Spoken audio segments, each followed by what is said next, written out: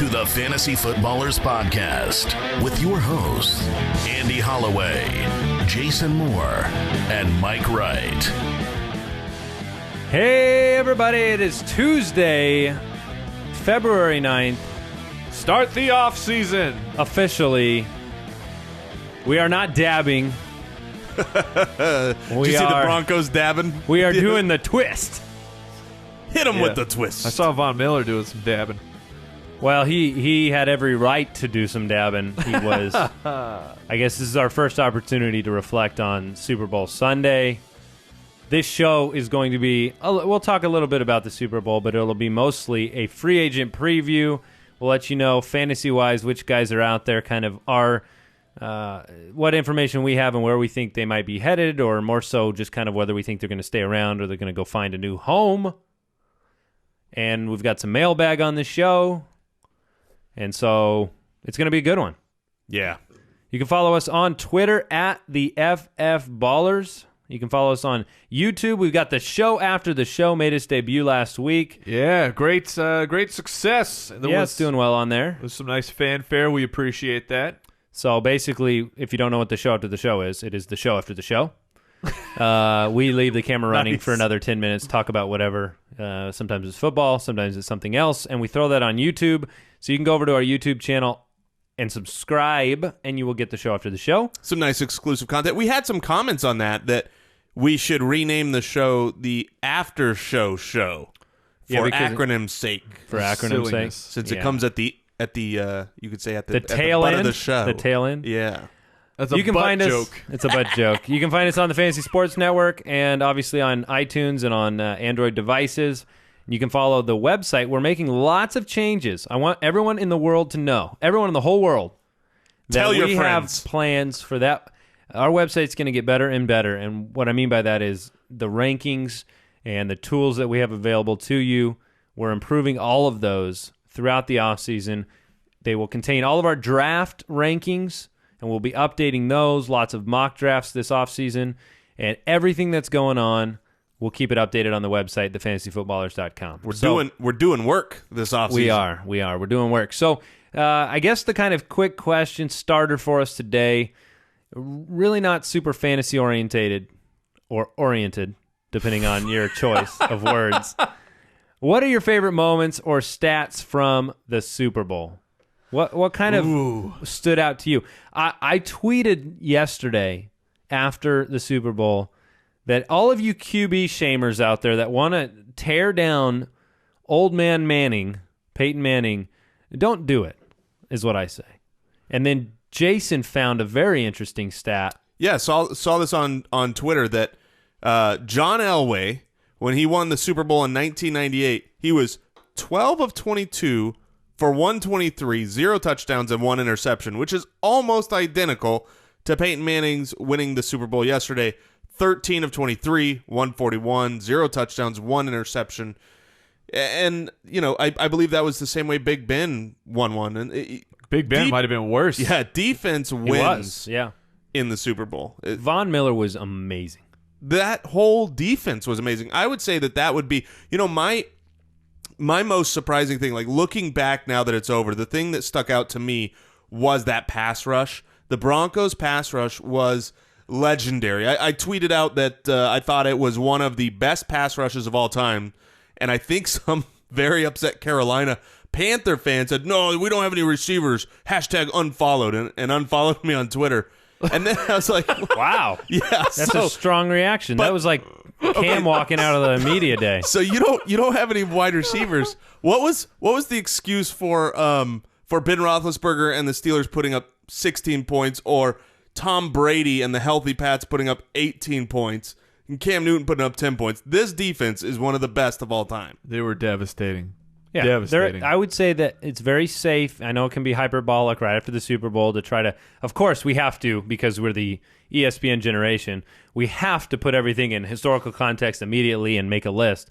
But I think it's very safe to say that they're in the top 10, 15 fairly. You know what I mean? You can debate where they belong, but the pass rush, and then when you mix that in with having Harris and Talib on the back end, and the fact that, yes, Carolina, I would say this is the first time. I mean, when you go 15-1, you haven't really been found out, right? This is the first time that their wide receivers kind of showed what we thought would be the reality for them, in the sense that they're not the big names. They were guys that had been around and now had the opportunity and couldn't get separation on the nobody was open.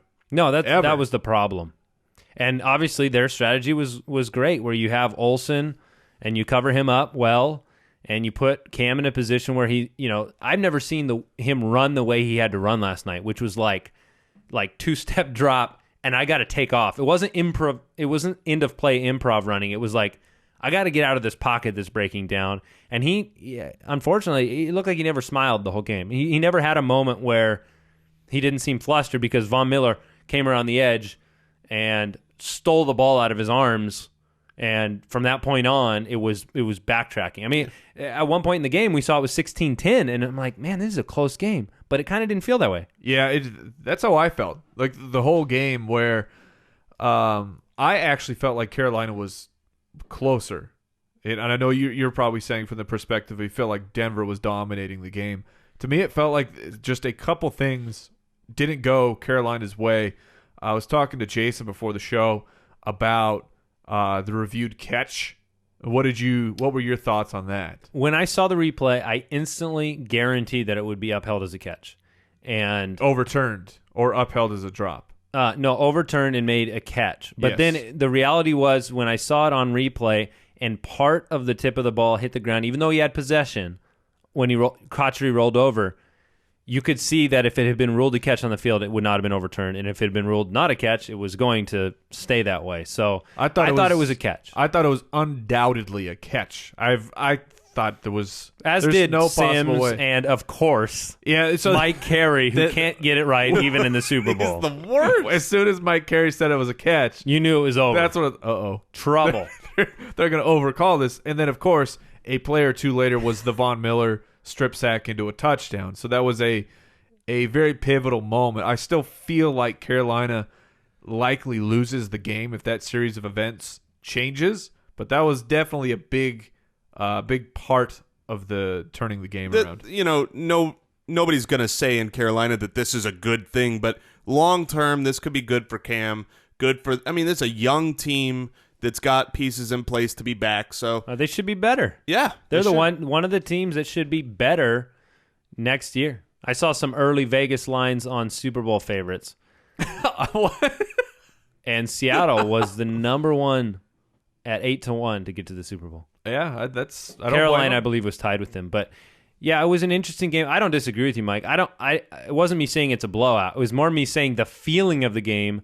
After a certain point, you just felt like it was the same recipe that won Denver every game that they won this year, which was they kind of get themselves in a position where Peyton has to maybe put one drive together the whole game, and that's it. And he did it at the very opening of the game. You saw the jitters of the Carolina Panthers, where Manning is just floating up these slow motion, like underhand soft pitch passes, but the guys are open and they move the ball. And then I'm not convinced that I couldn't throw the ball harder than Peyton Manning at this point. Yeah, it's very possible, and I will give the Broncos a huge benefit. Finally, C.J. Anderson was back in the starting role. He looked great for the majority of the game. There was that 30-yard beast mode type of run. Yeah, that was great. And C.J. Anderson always runs hard. He's a good team player. He's a good running back when he's healthy. And I have unquestionably better than Ronnie Hillman. Yes. And unquestionably important that they had him in the game on the first drive, because there were a couple plays that he had to make to keep that drive going that Hillman had no chance, just from a physical standpoint. It had nothing to do with skill. It just had to do with physicality. So we have some other news we want to get into, fantasy relevant information, so let's go ahead and move. There was one big piece of news that dropped right in the middle of the game. Weekly Rewind. Hanging from a wire were two neon cleats. Classic Marshawn Lynch. It was spectacular. I just happened, we were all on Twitter on and off, but I just happened to be on the moment he tweeted that and was able to to give my final remark, which was sadly, we're a fantasy football show. So my final remark was farewell, Marshawn, and hello, Thomas. Right. Yeah. And it was just great. I'm sure there's going to be plenty of people who think, why you got to do that in the middle of the Super Bowl? And you know what I say to that? Kapooey to you, because that was awesome. That's Marshawn Lynch being beast mode, saying, yeah, the Super Bowl is going on, but you know what? I'm retiring.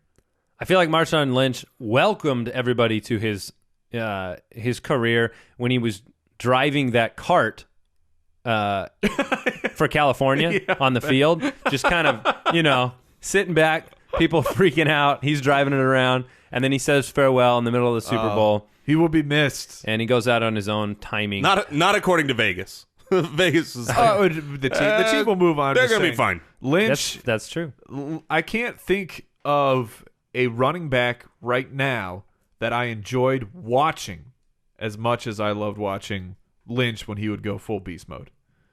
Yeah, he was a special player, right? A special kind of combination of balance and power that you haven't seen before. Man. The balance is was crucial. I know. Some of that stuff is incredible. You know who else has really good balance, and I mean this only on the football field, not necessarily in their personal life, LeSean McCoy. Oh, no. LeSean McCoy also in a little bit of breaking news. Oh, breaking is correct. Breaking skulls. We don't know that much, so let's let the people know what we do know and nothing more, because I'm sure by the time they hear this, there will be more news. Yes, this is super early on.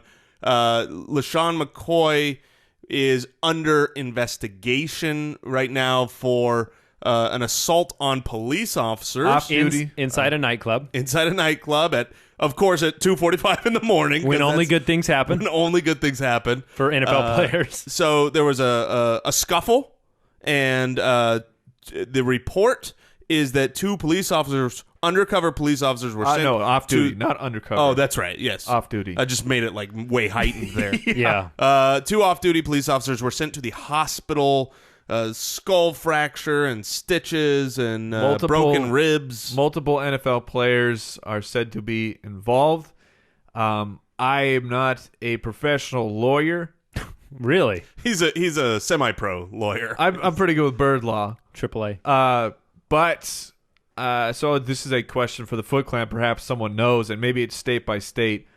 But I would believe that an assault on an off-duty cop is equally bad to an assault on an active police officer. I don't know if they're going to have a line differential for that. So if LeSean McCoy in fact was part of the assault, LeSean McCoy is in big trouble. Big trouble. I personally don't want to go that far when we discuss it, because we don't know the instigation. We don't know whether it was those. When you have a fight, it could be somebody else's that instigated it was something that was illegal. We don't know what took place, but we know that this is not a good thing for his career. It's not a good thing for his keeper value. It's not a good thing for any of those. However long this investigation goes, so I'm with you on that. It is a breaking news story that came out very recently, and so we have to wait and see. It's not what you want to hear, but this happens every offseason. There are 2 or 3 guys, something happens, and the trickle-down effect, if Mike's right and something's long-term, you've got we just talked about Carlos Williams on the Rookie Show. Yeah, he's somebody who can carry the load.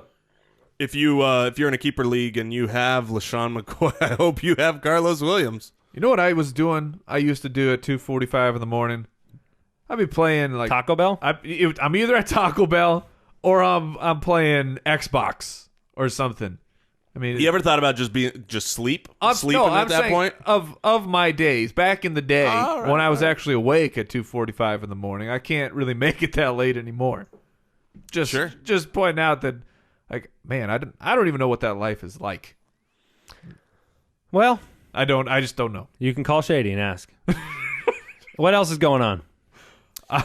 The Philadelphia, speaking of Philadelphia, where this event happened, the Daily News reports that the Eagles are not interested in reacquiring Rams quarterback Nick Foles because apparently they came to their senses. There was I think it was Adam Schefter hullabaloo who said that new head coach kind of had some interest in Nick Foles. Nope. Why? No. And the Eagles said, "Wait, we had him." No, you know where that news came out of? That was Nick Foles' camp. Yes. Leaking rumors. Like, I miss you, Philly. somebody Remember that 1 year, 19-2 or whatever Somebody it was? thinks I'm Touchdown to good. interception ratio. Look, it was a matter of a rumor that came out of the fact that Sam Bradford may or may not be franchise tagged. He may or may not have a deal there. And so they need somebody if he doesn't. I would take anybody maybe over Nick Foles. But yes, debunked, not interested in reacquiring him. And then we also have news out of Atlanta, the idea that the Falcons are unlikely to cut Roddy White. He'll probably be back for another year. I would expect some changes in terms of, we saw Hankerson's involvement periodically in the beginning. They were obviously looking at another option. You have Hardy there, and then whatever they do in the draft and free agency. And so today's a free agent show, and we'll be talking about all the wide receivers available. Speaking of wide receiver free agents available, one more just got added to our list. Really? Breaking news. Hold on. Do we have actual breaking news? Yeah. Hit the button. I wish I could. The breaking news is that, speaking of the Eagles, they have cut Riley Cooper? Riley Cooper. Yeah. He is now available for any team that wants him. Yeah. Riley Cooper Yeah, will soon be joining Peyton Manning in retirement. Yeah, the demand's not going to be high there. It'll be just below Brian Hartline demand. I'd take Brian Hartline. Yeah, me too. So, all right, any other news you guys want to talk about? I did want to mention the upcoming schedule for the NFL.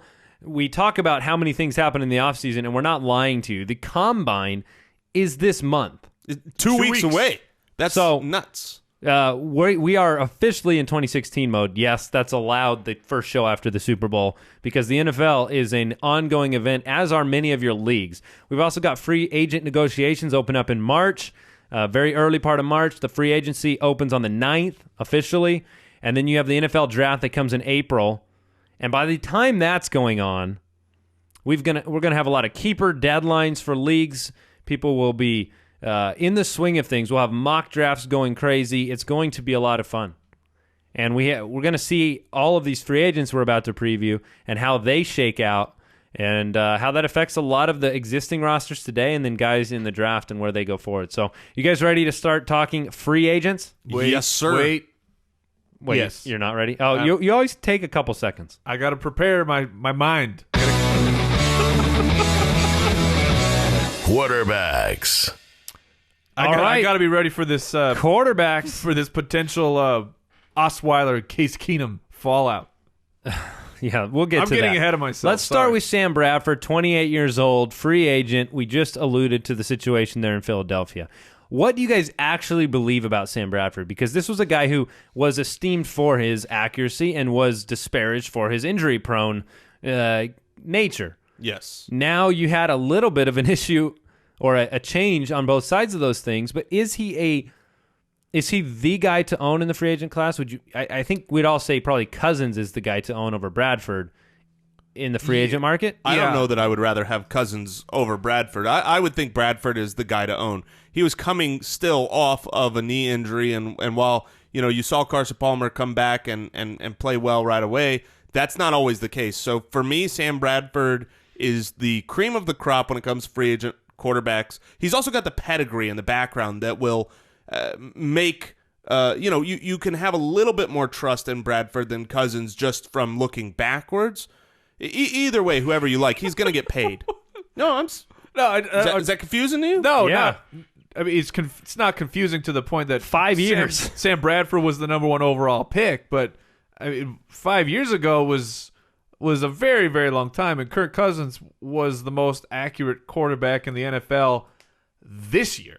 Yeah. So Kirk Cousins, Give me Kirk. Give me upside. Give me not 5 years of what I've seen before. Bradford is well worth a paycheck someplace. with ACLs that have not been torn, at least to my knowledge. I don't think any of us. Man. I don't think any of us disagree on what we think of Sam Bradford. Where we disagree is just where we think of Kirk Cousins. I know we'll get into many Kirk Cousins battles as the next year goes on. So staying or going, Sam Bradford had over 3,700 yards, 19 touchdowns. He hasn't had an NFL season. 730 yards? No, I said 3,700 yards. Oh, sorry. Yeah. But he's never had an NFL season of more than 21 touchdowns. He was in the Chip Kelly experiment that went foul and sad for many of the fantasy options in Philadelphia. And so he could land someplace. He could land in Philly and be better, a lot better, because of the changeover in offense. But give me your gut thoughts on staying or going Sam Bradford, because I think it's really up in the air right now. I think he will end up staying. I think that Philadelphia, Mark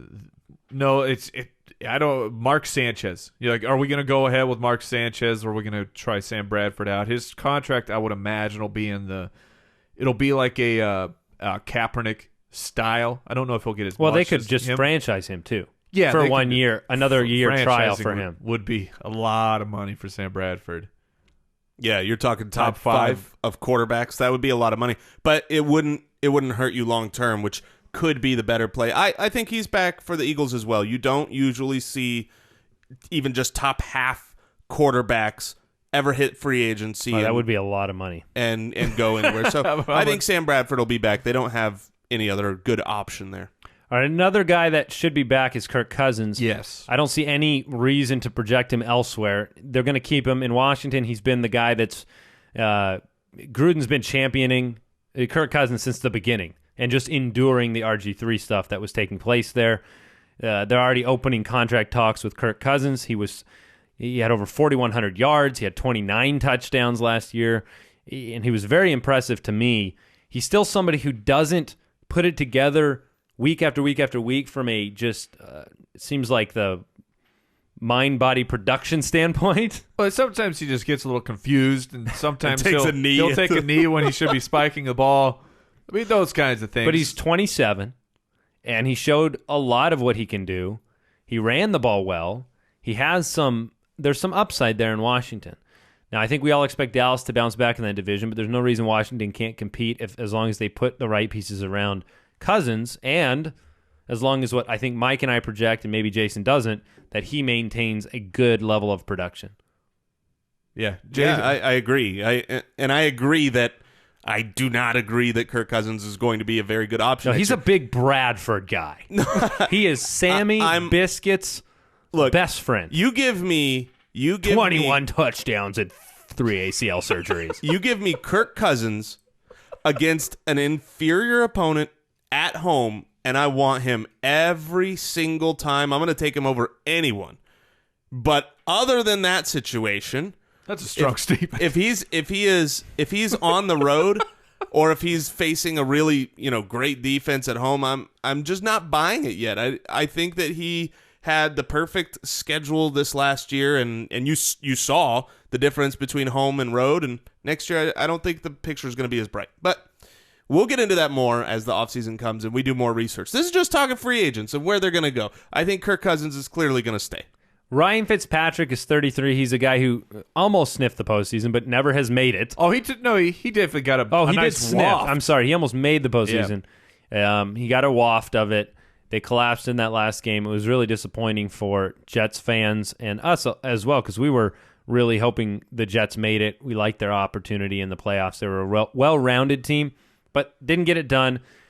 Bowles is saying all the right things about bringing Fitzpatrick back. I actually believe, based on what I'm reading, that it is up in the air. I think it's not a guarantee that he comes back. The right offensive pieces are there, where we saw how he could execute an offense with Decker and with Marshall from a fantasy perspective, which is the whole point of this. You want him back, don't you? Yeah, you definitely want him back. There are pieces that became very reliable for the New York Jets, and whenever you have change, that's going to disrupt that reliability.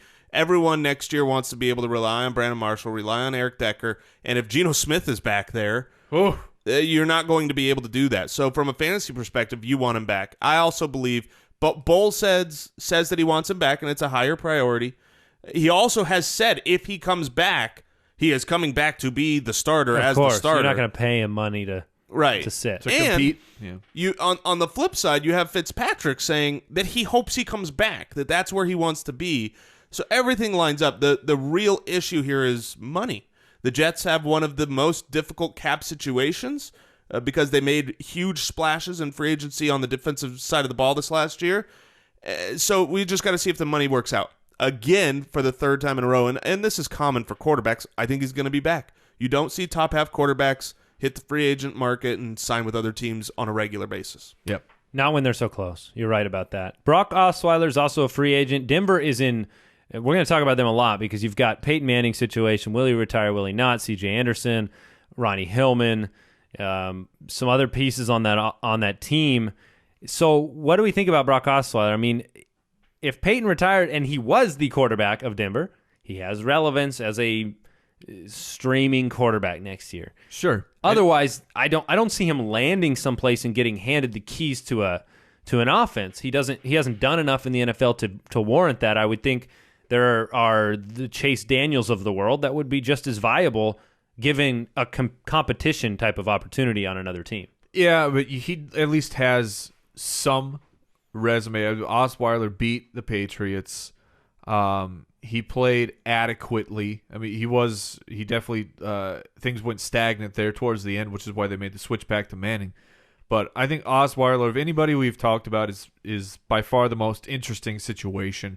If Manning is going to retire, as we all think he will, Osweiler has some leverage on Denver because it would be, what are they going to do? If you don't bring Osweiler back, you're desperately hoping that that someone gets cut, like a Robert Griffin gets cut, and you bring him in. Hey, they just showed you 2 days ago that they do not need a quarterback to win a championship. Okay? I was going to say the same thing. His best career path is to stay and enjoy Von Miller. Yeah. Just savor him. I think he has some leverage as far as the structure of his contract goes. It would be surprising to me if they let him walk and you have a team coming off of a Super Bowl victory going into next year with which often happens to Super Bowl teams, is you lose a lot of pieces, but you don't generally lose your top 2 quarterbacks from your depth chart. No, you're right about that, and he'll be interesting if he does stick around. There are other situations in the NFL that have quarterback issues that will need to be solved, obviously. You can't help but believe with Johnny Manziel being cut and Josh McCown being Josh McCown that they're going to do something through the draft or through free agency in Cleveland. St. Louis is a place that I would bet just about anything that Case Keenum is not the starter for. You've got Houston. That is an interesting situation with Brian Hoyer and blank, the weed and TJ Yates are not the solution long term. It's interesting how many of these situations are actually kind of the, could Brock Osweiler go to St. Louis and enjoy that defense? Could he go to Houston and enjoy that defense? I mean, he seemed to be able to execute the Kubiak style offense where you're handing the ball off and you're making throws when you need to, but it'll be interesting to see which guys come out of the draft and land in those places.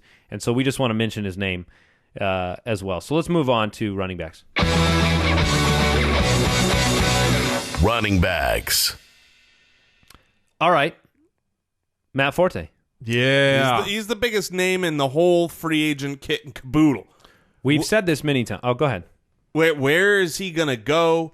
Does he have a chance to return to the Bears? Because right now, I don't know if it's just media hype or other media outlets hope or what it is, but everything kind of seems like where's he going to go, not is he going to go? I believe he could come back. Yeah. I do, because I believe that based on Matt Forte, the person. Matt Forte, the person, for the last year has been saying all the things that you don't associate with, I need to be the lead dog someplace. I think he's being realistic with his career and where he's at. I think he's still a good player. He's not the Matt Forte of old. But all of those things, whether they're true or not, they don't really help the fantasy owner with Matt Forte.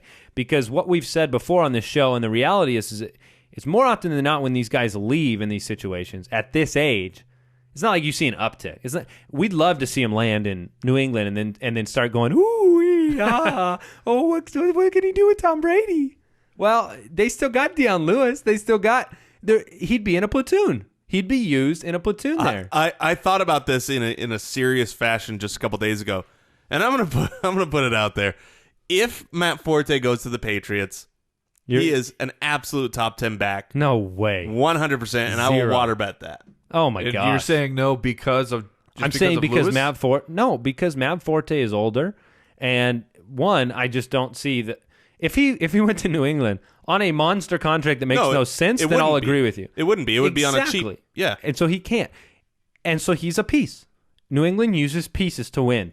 In the backfield, he would be a piece. Dion Lewis, when he was just a piece and cheap, was really productive for fantasy because he was a piece of a great offense. Sure. But he didn't have other pieces around him to compete with that. Right. And Matt Forte won't really be competing with Dion Lewis. Yes, he will.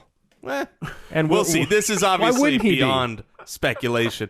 So a guy that got 200 carries that's breaking down, do you think he can get... I mean, what's the carry load? I'm not saying he won't be fantasy relevant, but top 10 back is a bold statement. I think I feel pretty safe on the other side of that one. Well, then you will take that water bet with me. I think he'll get 250 touches between the air and the ground, and he's got a nose for the end zone. He's going to be fine if he goes. Now, the reason we're saying that is because... You're just Switzerland over here, Mike. You're just sitting here twirling your beard. I got my popcorn out. I'm just enjoying the show. Mike Reese of ESPN Boston, he believes the Patriots are going to explore that possibility. I like that you're exploring a possibility. That's like That's the best reporting in the world. They're going to almost explore the possibility. Maybe. There was some... I saw a blurb earlier where it was Matt Forte talking about actually wanting to go back to the Bears with Cutler. So... there is that. As far as what do I think he could be back. I think he could. The come demand back. for running backs on the free agent market is we saw it last year. It can be troublesome for them to make a lot of money. We got to look out for Jeremy Langford starting some kind of a smear campaign, though. It's true. I apologize for that sound effect coming like out of my spaceship. TV. Didn't realize that was going to happen. Next on the list, Douglas Martin, who is 27 years old. We know that he was back after his rookie year sensation and then a couple years of just bathroom material. He came back and with a monster year, over 1,400 yards on the ground, including that sensational game against the Eagles where he gouged them for about 300 yards or so. All signs right now say Doug Martin. He's talking. He wants to re-sign with the Bucs. The Bucs have said Doug Martin is a top priority for the off-season. However, will they pony up the money that Doug Martin's probably going to want? He's a running back. This is his first real big payday opportunity, and for running backs, this is it. You get most running backs, I would say, they get one shot. Besides your rookie contract, you get one shot at a big free agent contract. Will Tampa offer him enough, or will he go somewhere else? That's a great question. He's saying the right things. The Bucs are saying the right things, but money is going to be the only thing that talks here for a running back. The problem is I'm not sure what teams have a ton of money available who really need that running back position to be filled and go and make a splash, because you do have, the top three guys here on free agency, Matt Forte, Doug Martin, and Lamar Miller, for different reasons, all could be, the best back to acquire in this year's draft. The question that I have from a fantasy perspective with Doug Martin, which I think is a question a GM would have with Doug Martin if you're not from the Bucs, is great. He was on a contract year, and all of a sudden he was back. You see that from time to time. Like, oh, he stunk, and then a contract year, and he plays great. Do you pay the guy and then have him get fat again? I just want to take this moment to remind people that Eddie Lacy will be on a contract here coming up. Yes. So he's coming in 30 pounds light. Prepare for that. Let me say this, and this is kind of rolls into the Matt Forte discussion too. Let me just... I'm glad that we have a disagreement about him. About Forte? Yeah, I'm super glad, because it really it illustrates. And by the way, we're never mad at each other in reality. No. If you ever hear us arguing speak for about yourself. You don't put words in my mouth. Okay, I'm not mad, and Jason's not mad. But what it does is it illustrates. They're shaking. You got to go to YouTube. Left-handed handshake right there. That was very strong. It's very strong and yet elegant. It was like the USA and the USSR have solved all their differences. I call you the USA. Oh, you got me first. Dang it, I'm Russia. But what it highlights the beauty of fantasy football opinions, because we do not know what Forte would be in that circumstance, but it's so much fun to think about. Like, I want all the free agents to land in opportunities mentally, like the ones that we can come up with for them, where they're excited. Brock Osweiler going to St. Louis, not as exciting as if he stayed in Denver. So I like the excitement. And Matt Forte would be, at 30, really good player. It would be very interesting, and obviously missed some time, so it'd be fun to see. As far as Doug Martin goes, I'm of the camp that doesn't believe that this was I'm here, then I'm gone, then I'm here in terms of talent-wise. I just think it was a tough place. I know he let people down. I believe this is Doug Martin. So if he's back, I think this will be Doug Martin. He was drafted to be this, and he looked it. And so I lean more towards this being him as well. I hope he's back. Lamar Miller. Guys, the guy we agree with the most of anybody, right? It's Lamar Miller? No, not Lamar at all. Miller, I think he is going to be the premier free agent running back this offseason. He's 24 years old. This is not Doug Martin is only 27, which is kind of young. That's up there. But that's still up there. 24 is, you're getting a guy going into his prime, not even there yet necessarily. Forte obviously is the best player of the bunch, but he's old. So, and it seems to me like Lamar Miller, unlike Doug Martin and Matt Forte, will probably be gone. The cap Well, they position, just said that Jay Ajayi, they came out publicly and said that they believed he was a starting caliber running They're back. positioning themselves. I don't think there's a chance that Miller's going to want out. I mean, if you're that guy where you feel like you've been disrespected and misused for multiple years, even with a new coaching staff coming in, you're just going to say, I'm getting out of here. Even with your sweet tax benefits for my contract, I still think he'll want to take off. And I agree with Jason. 24 years old. That's the highlight number there. 24, and on top of that, limited use. We felt like he's getting misused in Miami because they're not giving him 20 carries a game. And that's what he came out and said. He said the number one thing he's looking for in free agency is the fit. He says he needs somebody that is going to use me and my skill set. Hello, Cleveland Browns.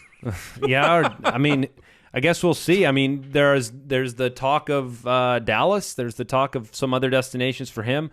But you're right. The age and the fact that we haven't got to see him with a load could mean great things for fantasy. He is very talented, in my opinion. I think he is worthy of a larger contract from a team, and I think he'll pay off for that team.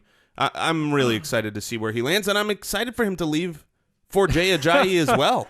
Sure. Yeah, kind of clearing the murkiness potentially for both guys, depending on where Lamar Miller lands. Now, I'm going to name some other free agent running backs. Part of the purpose of this show, this is an overview. We didn't want to break this down into like 5 episodes. So I'm not going to linger on all of the running backs to discuss each one. We'll do that plenty in the offseason. But other guys, Chris Ivory and Bilal Powell from New York. And then you have situations with James Starks in Green Bay, Chris Johnson, Alfred Morris in Washington, LeGarrette Blount in New England, and then Ronnie Hillman, Tim Hightower, and Ahmad Bradshaw. Those are the kind of the other big running back names on the list right now. Other guys could come into play, like Arian Foster if he's cut. But let's pick a guy out. Give me a couple thoughts on it. Maybe the New York situation. Well, I've got the situation that I want to talk about that I think is really interesting from just a parallel perspective, which is teams that have a lot of money invested in their defense, that have their quarterback, running back, and backup running back, which is both the Broncos and the Jets.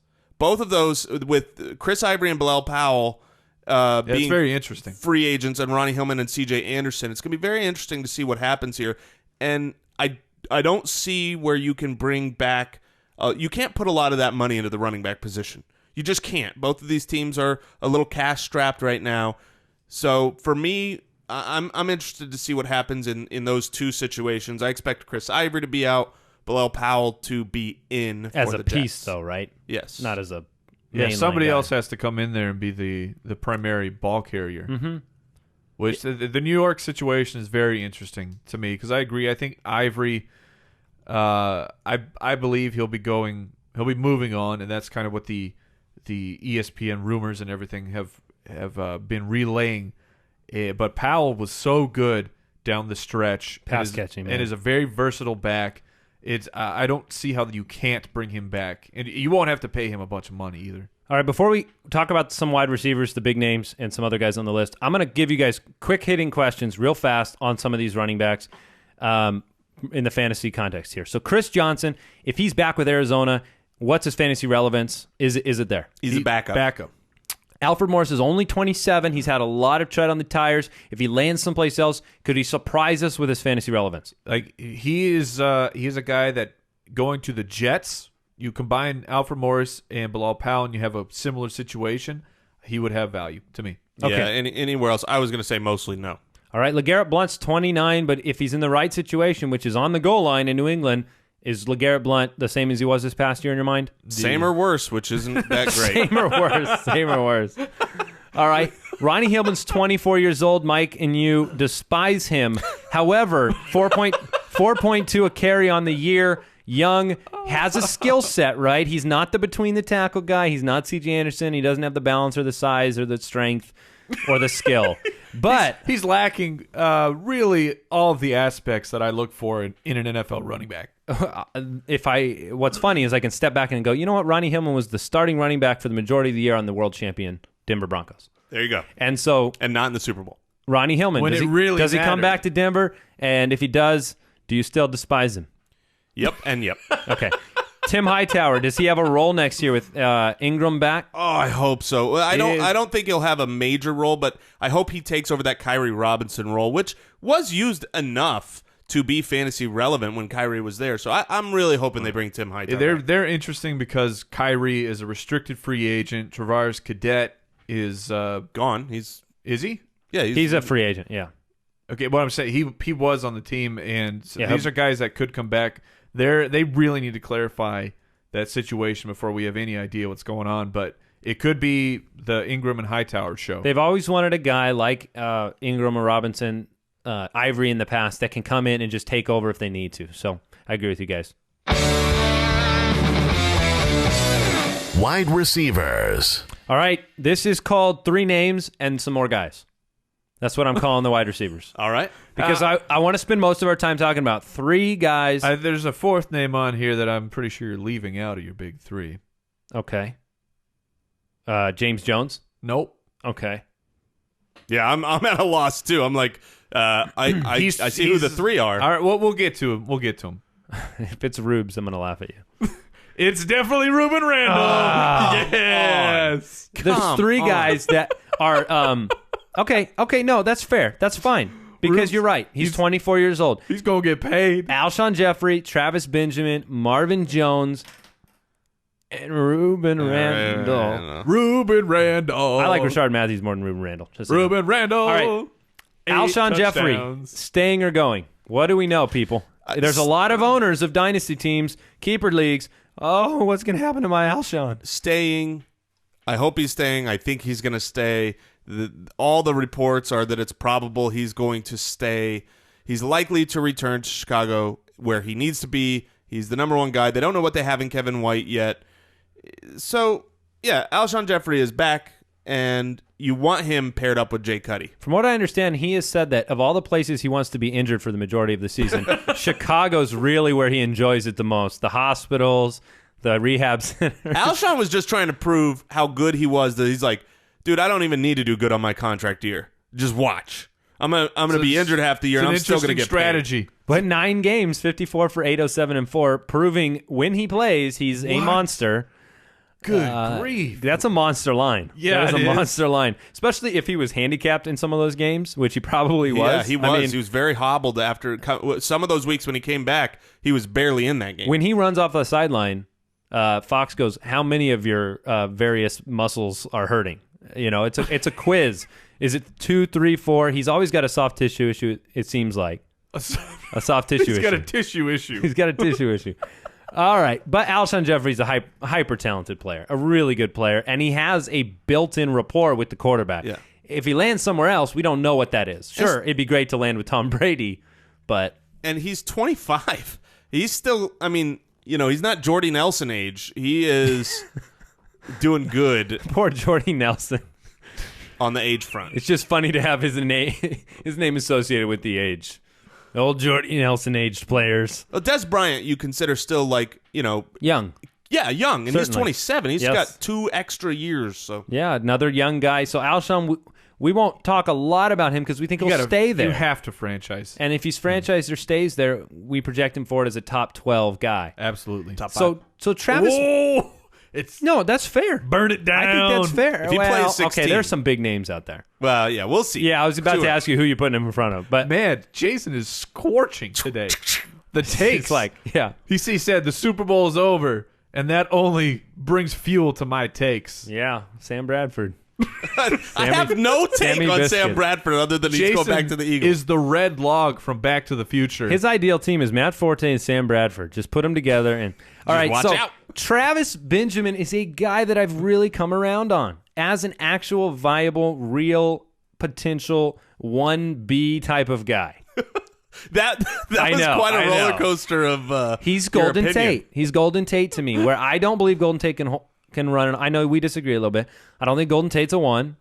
There's something about the size of the guy and the performance on the field. I think they're great 1Bs, though. I can give him the 1B title. Travis Benjamin, almost 1,000 yards with a hodgepodge of quarterbacks in Cleveland, 5 touchdowns, really good drop rate, as in not a high one. catch rate. Strong Sorry, catch rate. really good catch rate. And I believe he's back with Cleveland. So that begs the question, is that good? Is that a good thing? Oh, okay. Here's the deal. I want to know what the deal is. I still like Josh McCown, and people think that's kind of weird. Look what Josh McCown has actually done the last couple years for fantasy, for not necessarily playing him, but for wide receivers. You had Benjamin this year, and I'm going to include Barnage in that as well. Sure. The previous year, you had Mike Evans. The year before that, you had Alshon. Oh, And Alshon Marshall. exploded. And so McCown can get it done for fantasy for wide receivers. On top of that, I am in the camp that Josh Gordon is going to be back this year. Me too. You put Josh Gordon and Travis Benjamin, who has emerged, and if he can truly be a 1B, that is an insane vertical attack with those two guys. You get a strong slot presence in there. And Gary Barnage, I mean, that's very interesting for fantasy purposes. And a pass catcher out of the backfield with Duke Johnson. Yeah, it'll be difficult to screw that up, but And they'll do it. wait, who's the guy who did I have Sorry, going there? Browns fans. I had a running hot back. take. Hot take. What running back did I send up there? Oh, was it Lamar Miller? No. You did send Lamar Miller up there. Did I? Yeah. Okay. Well, yeah, put Lamar Miller on there. I don't think that's the guy they're looking for. They're looking for more of an Alf, believe it or not. But Travis Benjamin, somebody, okay, let's say he hits the market, though. He'll be in demand. Yes, because he there will. aren't a lot of really big names. The only guy assuming Jeffrey's back, I'm not even putting him out on the open market. I think there's only one other name I like more than Travis Benjamin. You like him more? I do. I like Marvin Jones more than Travis Benjamin. Interesting. I like Marvin Jones more than Travis Benjamin as well. I might even like Rubes a little bit better just because he's 2 years younger. If I'm a GM and going out and making a splash, I would probably lean that way. So Travis Benjamin destinations, it's going to always be thrown out there, the New England type of thing. Can you get another guy? Brandon LaFell's days are numbered in drops, like 5 drops today, 5 drops tomorrow. No, but somebody, a reliable weapon. They've been trying to find that match for Brady. I don't know if we're wrong in the fantasy world to want it anymore. I think we might be. That game is not a vertical game anymore. It's a Julian Edelman underneath, Amendola, Gronkowski. He's not taking, I mean, he did throw a lot up to LaFell. I was gonna say tried. LaFell was could have been a great fantasy option if he just caught the ball. And the separation wasn't there either on those deep throws. It was separated enough. He hit him in the hands. It's like just catch it. So let's move on to Marvin Jones here. We've heard destinations for him like Detroit. Marvin Jones is really coming out at the right time. He's already said no hometown discount for Cincinnati. Good for you. He's excited to hit the market, and why not? It's one of those things where not Benjamin Jones can go out and make a lot of money and be a contributing player someplace else. We saw Golden Tate do this. Golden Tate left Seattle because he was just going to get paid. He'd be paid better, and he could contribute and have a bigger opportunity someplace. I like Marvin Jones over 800 yards, 4 touchdowns. So what do you think about him? Is he somebody that we could see splash in the right destination? Yeah, Marvin Lewis, the head coach of the Bengals, he said before the year when he was asked, who on your team hasn't scratched the surface, hasn't really... Potential-wise? Yeah, his potential. And he said, without a doubt, it was super quick, Marvin Jones. Says he hasn't even come close to scratching the tip of the potential. The guy is incredibly talented, and his ceiling is super high. I believe that as a player. He will go somewhere else almost for sure. Yeah. I think that's a given. He's one of the guys I think has almost no chance to return. And his entire output, I mean, this is we've talked about it in prior weeks. Targets equals production for the receiver position. So it's going to be opportunity. Is he going to a place where he's the 2? Is he going to go to a place where he is the one de facto if they are really in need? If Travis Benjamin leaves the Browns and Marvin Jones goes to the Browns type of situation. The Giants might be in need of a pass catcher if Rueben Randle moves on, which I expect him to do, and put Marvin Jones in there with Beckham. Odell Beckham. It's a very interesting combination. No, I agree with you on that one. That's an interesting place for him to land. But we'll monitor Marvin Jones for sure. He'll be one of the bigger names. And some other guys, we're going to go through them real quick again. I'm going to let people know who's out there, how it affects the depth charts. Anquan Bolden, he's going to be 35, but he still contributed in a big way last year, and they need somebody to catch the ball there. That makes San Francisco a destination for any of these guys potentially if he leaves. Rashad Matthews, very productive in his time, but going to be forced out the door with Devontae Parker. So Rashad Matthews is a free agent. Rueben Randle, we just talked about him. And Mike, you can give us your Rueben Randle. And then you got James Jones, Brian Quick, Mohamed Sanu, Percy Harvin, Andre Holmes, a couple of the Seattle guys, and Jermaine Kearse and Ricardo Lockett, and then Nate Washington. So what do we think about, what are the bigger names on there that you're actually excited for from a fantasy perspective, or are there no guys like that? There's not, besides Rueben Randle for me, which, yes, Rueben Randle can be extremely frustrating at times, but maybe this change of scenery, getting him out of the New York market is what he needs to really succeed and to thrive. But other than that, Andre Holmes is somewhat interesting to me. He's flashed a couple times in the past, but I think one of the biggest disappeared. names from a fantasy perspective is Rashad Matthews, and not because of where he lands, but for him getting out of the way of Devontae Parker. I want Devontae Parker to take that step forward and be what he really can be, which is an excellent wide receiver 1 in the NFL. But if Rashad Matthews comes back, that water's just too muddy. The targets aren't there. I want to see Rashad Matthews leave, just so that there is more targets to go around Devontae Parker's way. And if we're talking guys leaving, then to me it's Kearse, Jermaine Kearse up in Seattle. Get out of the way for the Tyler Lockett experience, because it's going to be great. Yeah, and there's some interesting teams that kind of have wide receiver needs out there. I think San Diego is a place that they need to bring another wide receiver in there. They have some free agents in the pass catching area. And, I think they're a place that a Marvin Jones could land and do really well in, or some of these other names. Yeah, that's a great Baltimore point could sign a wide receiver. Baltimore really needs a wide receiver. San Francisco, we said it. There's some other teams that are interesting. You mentioned the Giants. They're going to lose Rueben Randle most likely, or they could bring him back, and then they'd be out of the category there. But it'll be interesting to see where some of these guys land, and we'll talk about them more as the offseason progresses. Anybody else you want to mention before we kind of wrap this up at the tight end position?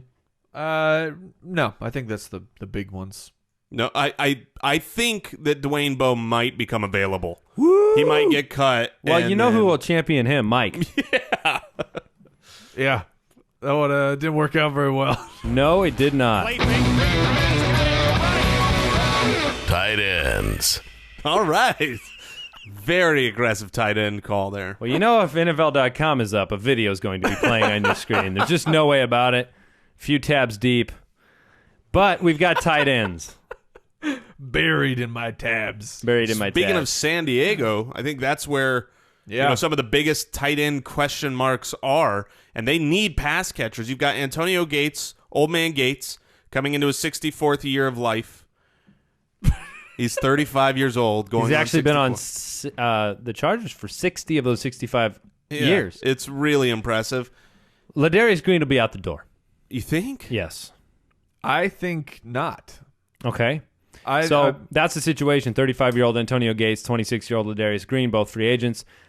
Indications look like Gates will be back for another season, and Ladarius Green has a humongous body and is athletic and can play the position. Yeah, that sounds pretty good. You're not to me. ready. You're not ready for another one of those tight end contracts to drop, the Charles Clay type of deals. Yeah, that's a good point. That's be my concern. Ladarius Green is my most interesting tight end free agent. Where if you're San Diego, though, I mean, Antonio Gates does not have a future. He does not have infinite time left. I mean, he's got maybe a couple. You could draft a guy. Let Ladarius go. Don't overpay for him. Use Gates this year and draft a couple guys. It would depend on how much. But Ladarius Green, I think, is the best available tight end here. And there's a couple teams that have a situation where, like the Colts, both Dwayne Allen and Coby Fleener are on this list. Ladarius Green, that'd be a great up in that blue. Great signing there. Ladarius Green can block as well. I think, Andy, you were saying the Packers have been linked a little bit to Ladarius Green. We forget that Aaron Rodgers used to use the tight end quite a bit back when he had a good pass catching. Jermichael Finley was a great fantasy option, and Ladarius Green reminds me a little bit of Jermichael Finley. Jermichael Finley was annoying. Yeah, You're not wrong. He was good sometimes, but he was annoying because you wanted him to be great.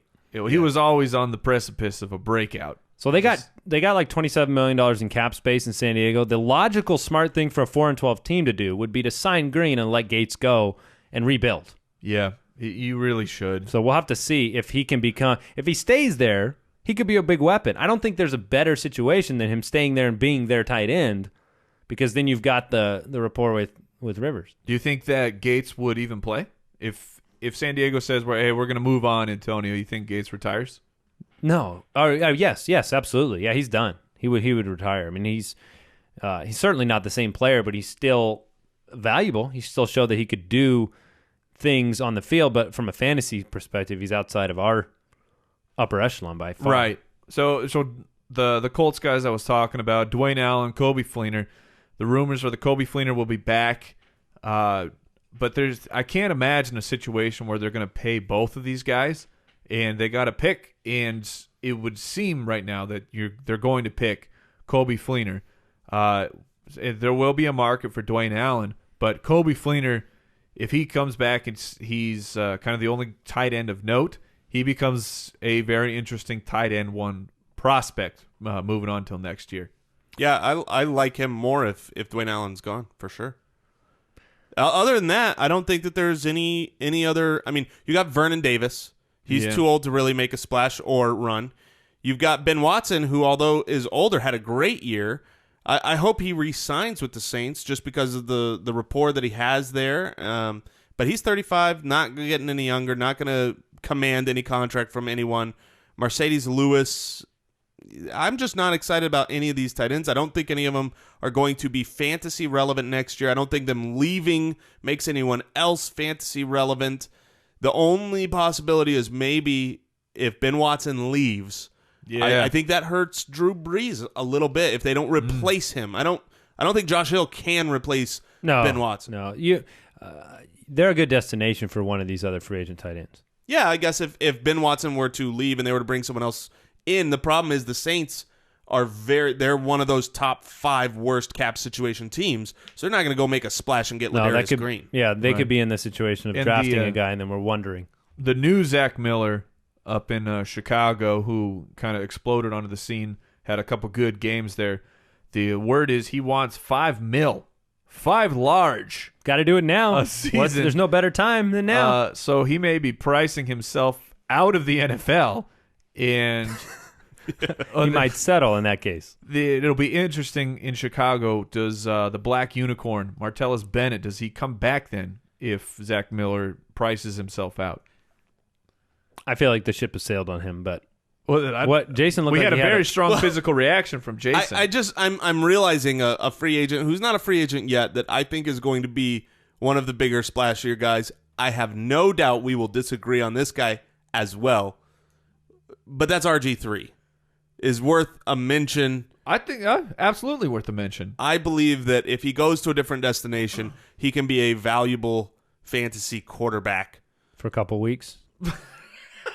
I think he can be a valuable fantasy quarterback for a couple of years. Week 1 and 2, man.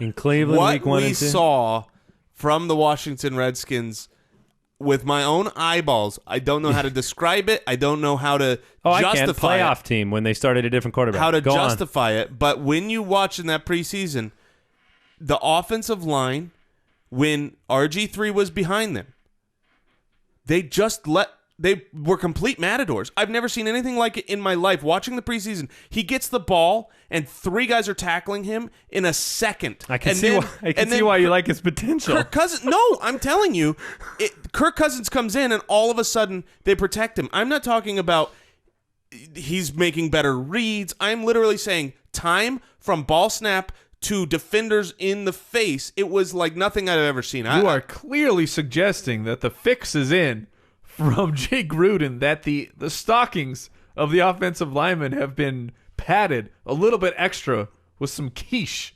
Look, it wasn't anything RG3 did. That is exactly what you were saying to me. All right, we won't get into it. RG3 holds the ball too long, by far. Do you disagree, Mike? I do not disagree. All right. But I think that Griffin will be... We're talking about Griffin, who he had a chance, who likely to be cut. I think he deserves another chance. I think he will get another chance. But can he succeed with that? That is remains to be seen. I like RG3. I do. I want him to go to Dallas. I'd love to see him succeed someplace. And I've heard a lot of people. Yeah, why would you want him to go to Dallas? The reason I want him to go to Dallas you like backups?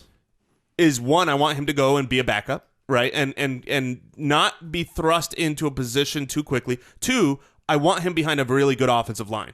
And 3, Tony Romo is old. They've got to have somebody Tony behind Romo him. is going to be 36 here in a couple months. Tony Romo still has 4 years left. Yep.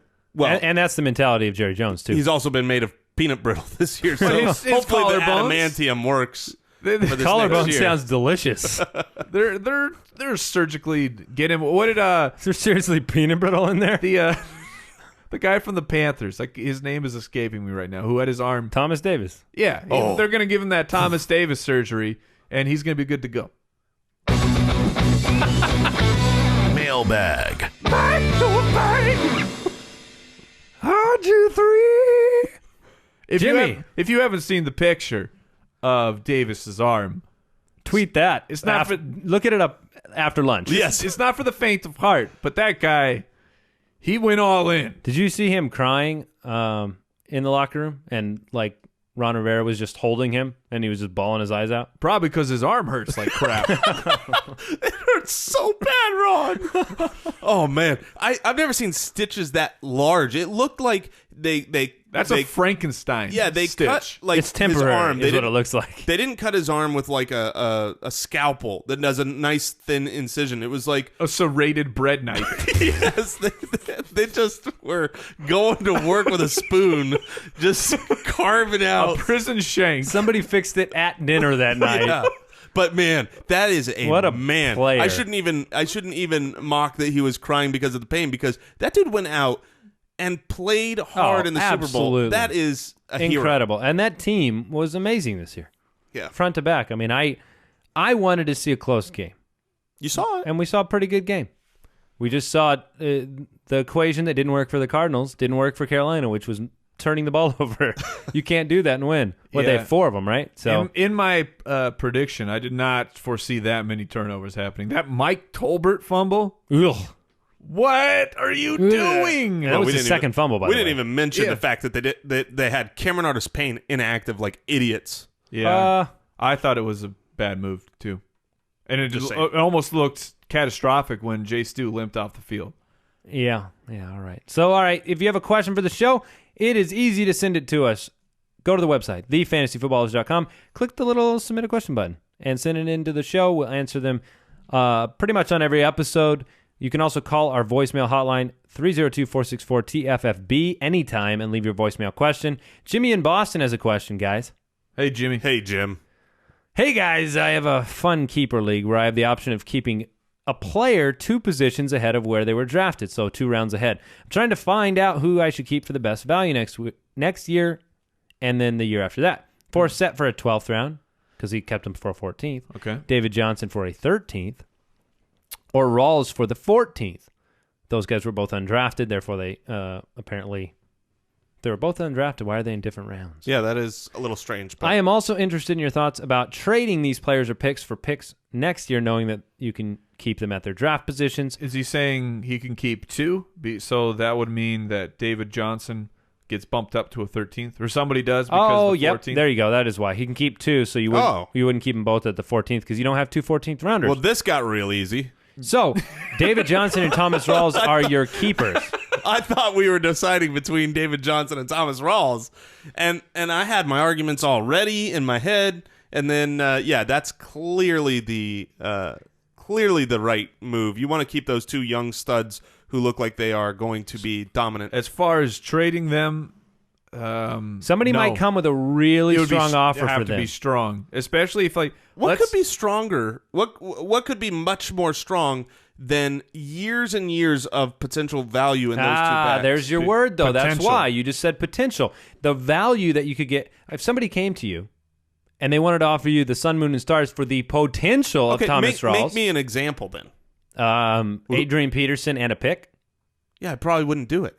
Okay. But that's... Okay, I might. Sure. Adrian Peterson's done it. Someone could come with a strong offer, and between the 2 of them, I would keep David Johnson. Okay. I mean, the whole point is that Rawls and David Johnson, as much as we want to put their posters on our wall, Fair. They haven't been printed yet. Well, you can speak to your own walls. Well, because I have a mural. I would say you paint on your own walls. You got a giant David Johnson face that you sleep. It's right on the ceiling. Yeah. And so when you close your eyes at night, you see David Johnson up there. All right, Tyler in Memphis. He needs help keeping 2 in a 12-team half-point PPR. AP for a first, Eifert for a 14th, Watkins for a 15th.